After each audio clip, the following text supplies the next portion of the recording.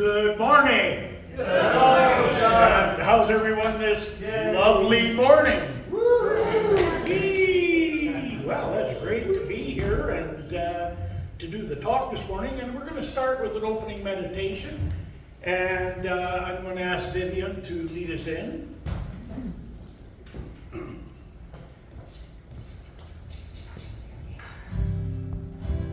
This is a song that came to me yesterday, a meditation song. So I get to learn something new this morning. I am love. I am love. In all I am, with all I be, I am love. You are love. You are love. In all you are, with all you be, you are love.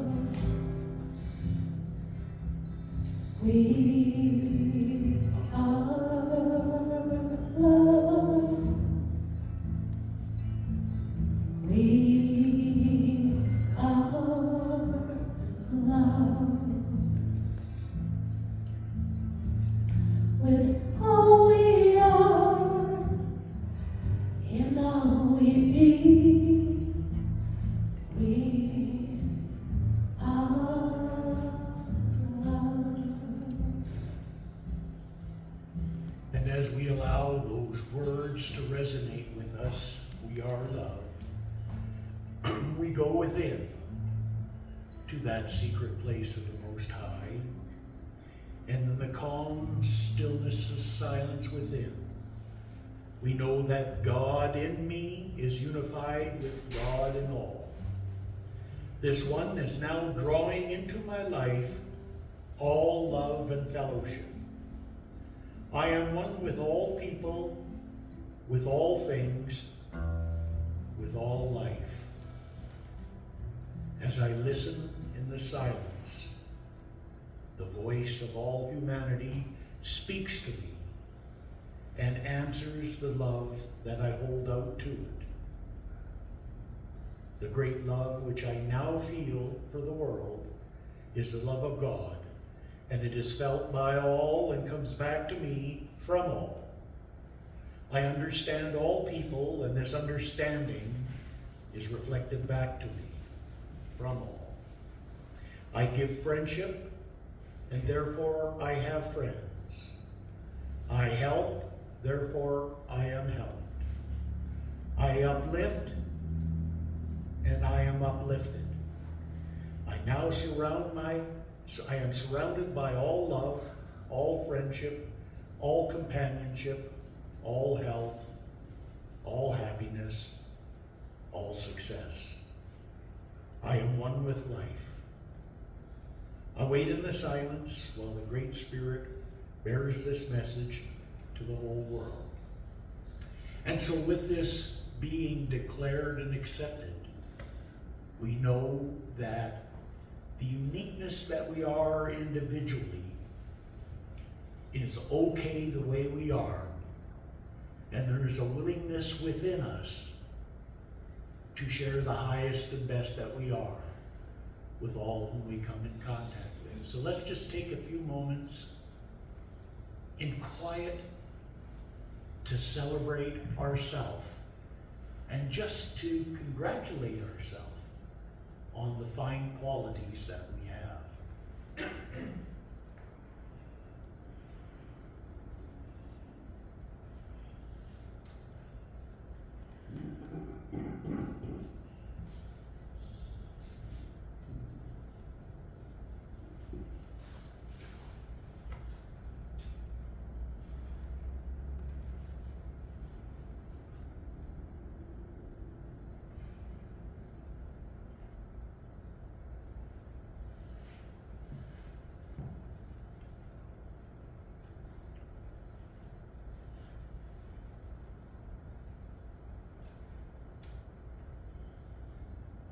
And as we move into today's experience, remember those fine qualities that you have affirmed are who and what you are.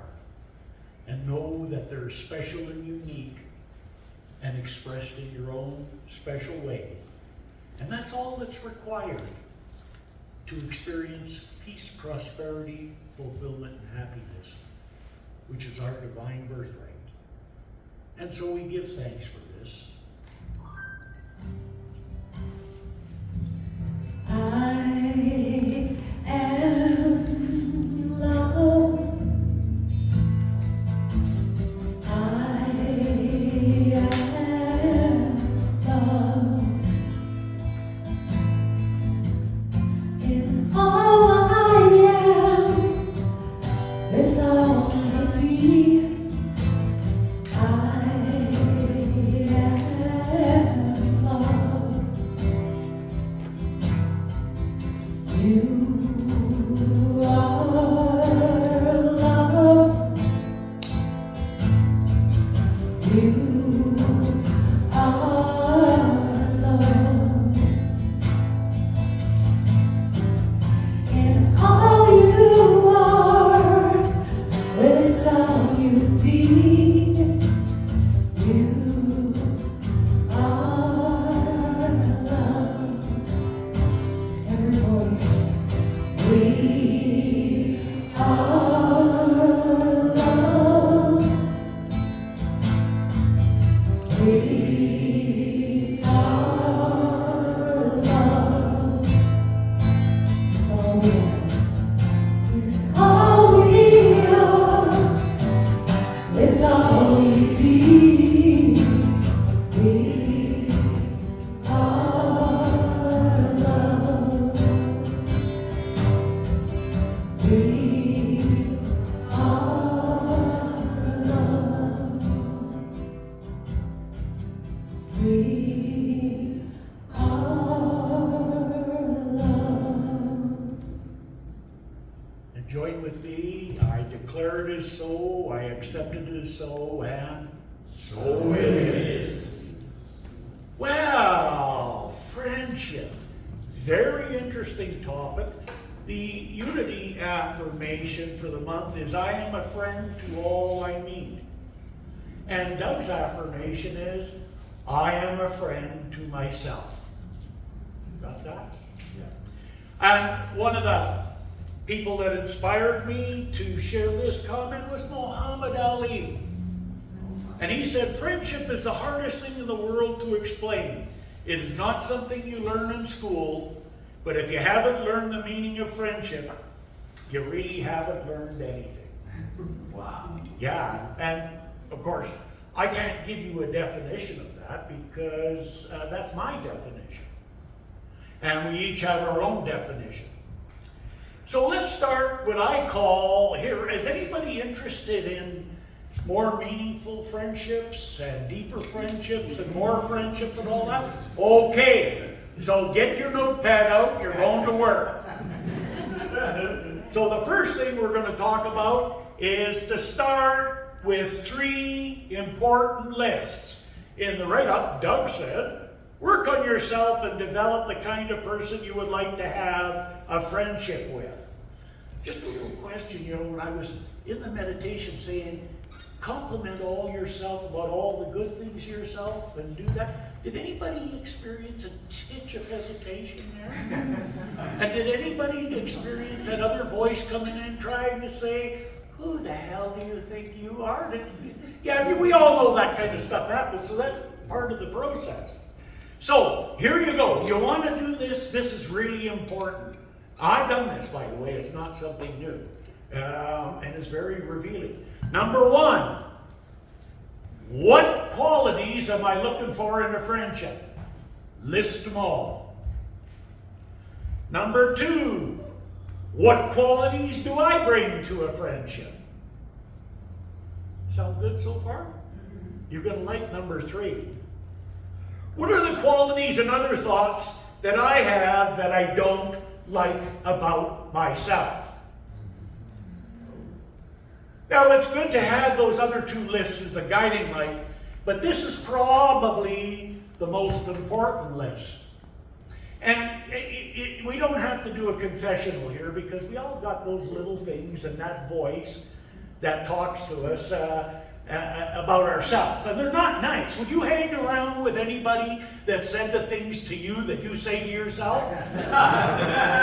No. Okay. So the idea here is, now we can really get into those and put a lot of energy into that. And we got a lot of energy around some of the stuff we believe about ourselves that's not true, that maybe I'm not important, or I'm stupid, or I'm not good enough. You know the ones I'm talking about, those negative affirmations. What we've got to be careful is, if we energize them, then we're saying to the universe, I want more of that to be demonstrated in my life. Do you want that to be demonstrated in your life? No. So the one thing that we can do is give ourselves a break, get rid of that energy, and clear the vessel so that the attraction is from what we admire and what we bring to the table, not what we don't like. Now, you might say, well, yeah, that's going to take a long time. Yeah, well, what else are you doing? Right? And if you want things to get better, what are you going to do about it? Give yourself a break. Okay? So I like that as 3 important lists. Now, relationships with a strong friendship survive. And you know, even in family, if you're a friend in your family, then no matter what happens in that relationship, it will survive. And eventually, even though things happen, and it may take a long time, eventually things will come around. Not because of anything other than the person that you become. And in a lot of cases, maybe not for you, but people find you a whole lot easier to forgive.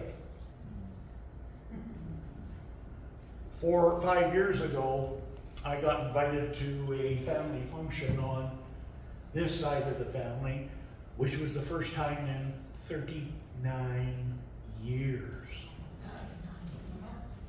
Because they had forgiven me and found I had become a person that they had liked before the wedding that happened. And it was a family wedding. And let me just put it bluntly, it was after that I realized I had a drinking problem. But it was 39 years before I found out what happened at the wedding. I wasn't there 20 minutes, and you can ask Anna, the topic come up. But all is forgiven. And, you know, I carried that burden of guilt for what I'd done for many, many years. Stuffed it away as much as I could. And I knew by getting invited, they had forgiven me. And by going there, it was just wonderful because all of that is lifted. You don't have to wait 39 years to lift some of that stuff that you got. You really don't. Because it's heavy. And whether you know it or not, it weighs you down. My relationship with my brother Bob wasn't there for many years because I was on a different journey and so was he. But now it's come back together. And Bob and I were really good friends when we were younger until we separated. Maybe not the kind you like, but boy, we sure got in a lot of trouble together. And we were good at it, you know? And we had each other's back. No matter what, we had each other's back. And I probably got beat up more by Bob than anybody, and I definitely beat him up more than I did anybody else. You know how it goes, eh? So, and then I had anybody friends with an ex. I got one that I'm still a fairly good friend with. And it was like I've known her for 43 years. And we just happened to get married once for a while. And then after that, we got it fixed up. And we're kind of like friends again. Hey, it was just too valuable of a friendship to let it go just because of some dumb stuff that happened in a relationship. Remember that, eh? Because we all got those, by the way. So they have a better chance of surviving if there's a friendship first. And I got cousins and other things like that that are important in my life. So now, here it is.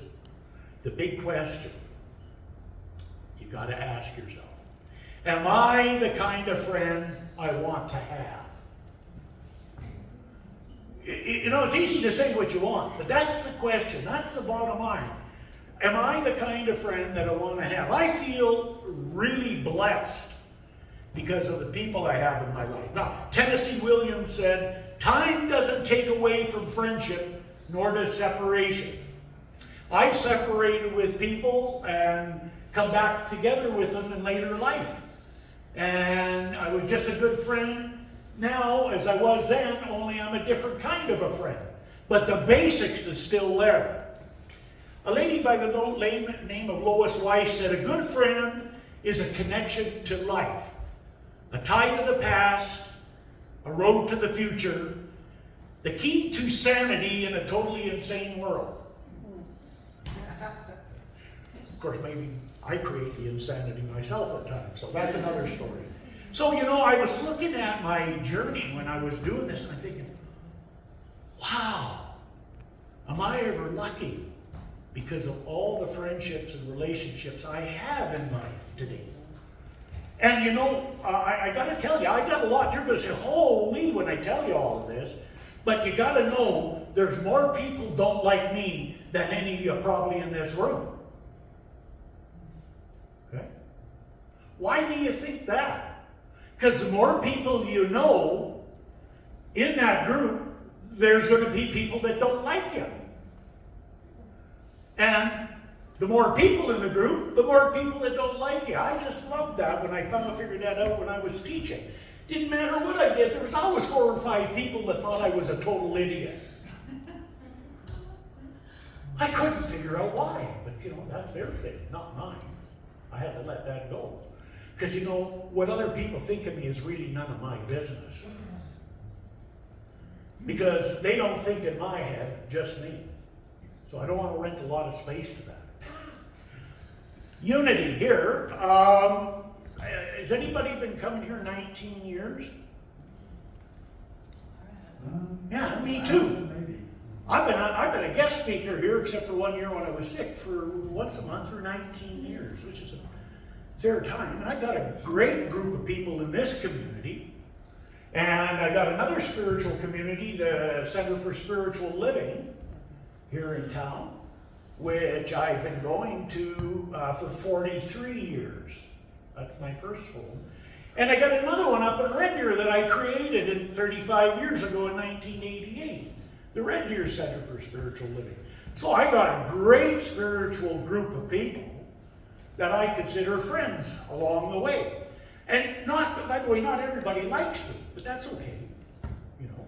Because generally, when people don't like people, that's because there's something in them they don't like about themselves. Have a look at that. Oh, that wouldn't be in me. Yeah, have a look. It's a good conclusion. Yeah, it really is. And then I got another group, totally different. It's my Saint colleagues. I get together, I actually organized it. I got one coming up with 18 of my colleagues that I taught at Saint.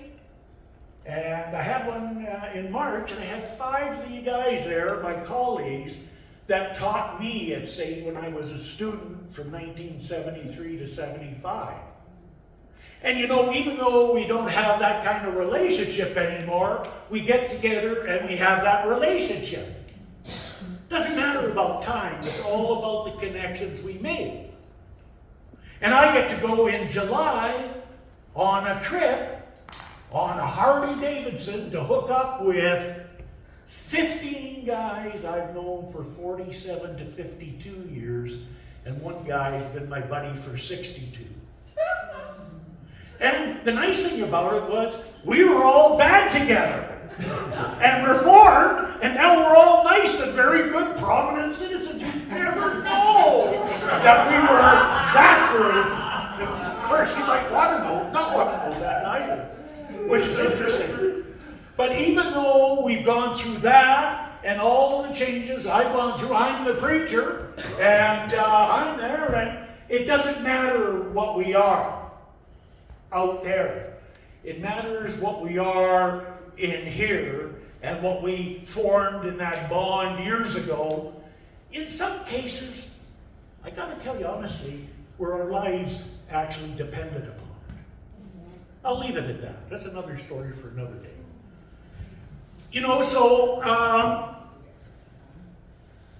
Then you meet friends in the strangest way. Anybody ever meet a friend in a really strange way that's still a friend today? Ann and I got these good friends. We met them in 2013, and we actually went to Hawaii with them for 16 days here in February. But we met, and they're like, they are very good people. They're Christian. They got their own church and everything like that. And they got a totally different experience than, say, I do. They're more like Anna. They're pretty much straight. Told the line, never been in trouble. All that kind of stuff. I'm a little bit out here. Okay. Out here.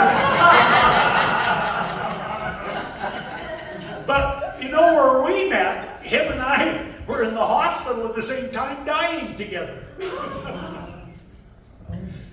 Yeah, and we're a little bit both obsessive compulsive. He's in one area, I'm in other areas, but we built a relationship out of that because we spent a lot of time in the hospital together, and Anna and his wife were there. So, what a great place to start a relationship. I don't recommend it. There are other ways you can do it, but please don't think that you got to go to the emergency in order to start a relationship, although they do happen there, So, be the kind of friend you want to have, and give yourself a break. The best thing you can start doing is cultivating what you don't like about yourself, and focusing in on more of what you have to bring to the relationship, more of what you got to give. I remember reading a book many years ago by a lady by the name of Ruth Montgomery, and it was called Companions Along the Way. And she talked about the various amount of people that come into our life and are part of our life for short times, for long times, intermittent. You got those people, here for well, gone, here for well, gone. Well, in one way, we're like that too, because we're here for a while and gone and then back in their life, right? So be that kind of person, and what you become, you will drag along with you all of those good people. And if you find that you're dragging along some that aren't, give yourself a checkup from the neck up and see what you need to know to cut them loose. Because that's what needs to be done. So the last idea is unconditional love. And of course, this is dedicated to the mothers. I'm going to tell a few mother stories. Unconditional love. First, you got to get a handle on that. You got to separate the person from the problem. Love the person and deal with the problem. Okay? People get in trouble when they mix the two up. Then in cases like families with drug addicts, you then become an enabler. So you're helping out, but then you become part of the problem rather than the solution. And it's a really fine line to determine what that is. I come across something anonymous. Unconditional love, simply put, is love without strings attached. Oh, I'd love you if you'd only do that. Have you ever heard that? It's love you offer freely. You don't base it on what someone does for you in return. You simply love them and want nothing more than their happiness. This type of love, sometimes called compassionate or agape love, might sound somewhat familiar. If you describe something as unconditional, you mean that the person doing or giving it does not require anything to be done by anybody else in exchange. Freely given. No attachments. Greatest thing you can ever learn in this journey is no attachments to whatever you do. Whether it be giving or the work you're doing, because you don't know how it's going to work out. David Spandler said, unconditional love is the creative energy of the universe, and tapping into it aligns you with infinite possibility. Love is the ever-givingness of spirit, and it withholds nothing. So I honor today mothers and any dads that were mothers too, as well as the dad role, because I experienced that, and it's a different kind of an energy you have to bring to the table with kids. And I got to talk about my mother, because I give her lots of opportunities to love me deeply. I remember one time when she got frustrated with me. Well, lots of times with this one. And I was about 14 and she had it, and she wound up and she just smacked me as hard as she could. And I just turned back and looked at her and smiled. Of course, I grew up in Exshaw, small town. We had to get the plant ambulance down and took my mother up to the hospital. And she come back in a tensor, a sling and a cast and a tensor bandage, because she had ruptured a whole bunch of her tendons and fractured her hand in a couple of places from whacking me. So she did a good job, but it didn't hurt me at all, because I've been hit harder than that in brawls. So I was, poor mom. So mom loved me a lot, so she had to find a different way to deal with me. And you got to understand, Mom grew up in a town of 700 people. Her parents did not have a car, and she was the oldest of 3 girls, and there were not a lot of young boys around, younger boys, when she was growing up, because they were all off at war. So she did not know much of the world at all.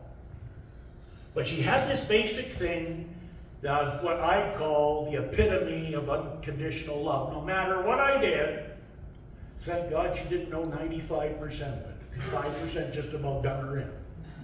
But she didn't know it, she didn't understand, she did not understand anything, but she always let me know that she loved me, and she always let me know she didn't approve of the stuff I was doing too. She could separate that really good. And you can ask yourself the question, when you're dealing with a difficult person and you work with unconditional love, that means boundaries, limits, separating it and sticking to it. Does it make any difference? Do you think it makes any difference? Well, I can't guarantee you 100% that it makes any difference, but I can guarantee you that might be the only thing that you can do. And I can tell you that it just might. So I'm going to wind back time. It was July of 1972. And I had been in a spiral, crime, violence, alcohol, and drugs. Just like, not up. Oh, no, I'd take that one any day. Down. And it get darker and darker. And I remember what had happened to me, and I don't share this story too often, but I like to do it on a Mother's Day, to let you know how important it is and what a difference it can make. But I had sunk to the level where I was doing the needlework on the arm, and I was hitting up crystal meth, cocaine, and ecstasy, and stuff like that. So I was wired for sound, and I really got low. And I remember waking up one morning in a room, and it was early morning in July, and there was nobody else around, and I was slumped over at a table. And on the table were all the fixings: needles, spoons, lighters, filters, everything that you needed as a needle addict to do the job. And there was what we call the party pack around laying on the floor of used needles. That was the diabetics. They get a month's supply of needles. We used to call them party packs. And the worst thing about being an addict like that is after a while the needle gets dull and you got no more fresh ones. So they take one of those penny matchbox and sharpen up the needle on the emery there just to make sure you get it in. It makes a hell of a mess in your arms. And of course you got to go to other places in your body to do that. Am I getting to you a picture of how low it was for me? You getting at that? And that day I woke up and I knew that I had become the lowest form in our experience called life. I had sunk to that there, and I hated myself, and I had disgraced my friends, I had disgraced my family, I had disgraced myself and everybody. Okay? And it was like that.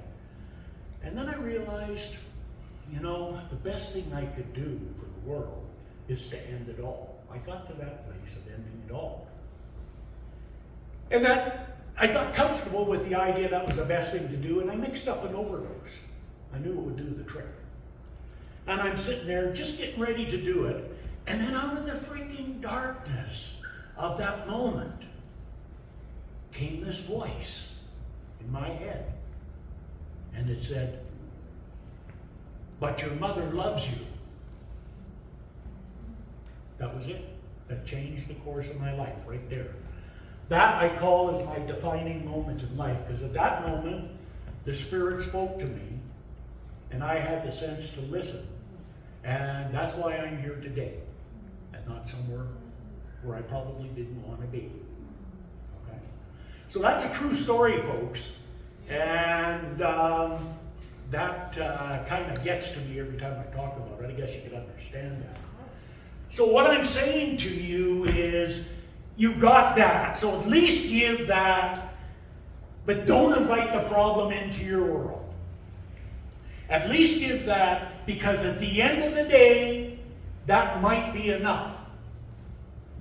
I worked with people when I took on the hardcore addict in the families. I worked with them, and I have about a 65% success rating. The other 35% kill themselves. So when you go into that kind of work, you have to know that that can happen and not be attached to the outcome. You got to do what it is that you can do, and that's it. Don't jump into the same pool, because it'll drag you right down the drain with you if you do. You got to stand back. And you might say, that's hard to do and easy to say. Yes, it's hard to do and easy to say. Fortunately for me, I had the proper training my own life to be able to get to that position, to know what needs to be done. So I say to all you mothers, the greatest gift that you can ever give and to keep on giving for anybody, and for all the dads and for all the people that may not be either, but you're just here, is the gift of unconditional love. However, it has to start at home. It has to start here. And the more you can do it here, you're going to take that out on the world instead of that other stuff. So I know for you, as I know for myself, that the divine presence of good and God is within us and responds to us as we turn to it for guidance and direction in our life. And as we step into that experience and be prepared to release all that pain, then only goodness prevails. And I accept that because I deserve it, and I know it to be so for each one here, and so it is for myself. I give thanks, and so it is. So it is.